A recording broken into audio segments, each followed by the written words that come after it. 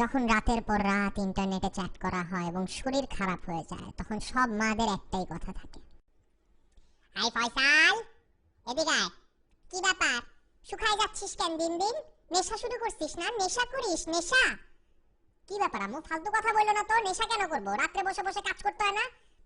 যে ইউনিভার্সিটিতে ভর্তি করছো, ডেইলি অ্যাসাইনমেন্ট দিতে থাকে, পারা যায় নাকি এগুলা? এই বাজে কথা বলবি না, তোর বাপকে বলে দিব কিন্তু। তোর শরীর খারাপ হইতেছে কেন দিন দিন? চোখের নিচে কালি পড়ছে, নেশা করিস দেখি তো। ওই যে তোর ওই বন্ধু বান্ধব যত সব কানে দুল টুল পরে, চুল কি দাঁড়া করায় রাখে, ওদের সাথে মিশিস কেন তুই? আম্মু তুমি ওদেরকে নিয়ে বারবার কেন কথা বলো? ওরা কি করছে এমন? আমার আমার ওরা ওরা তো ভালো ছিল। ওরা ইনফ্যাক্ট যে আমার সাথে ক্লাসে, ওদের জিনিস দেখো, ওদের এক্সামের রেজাল্ট দেখো।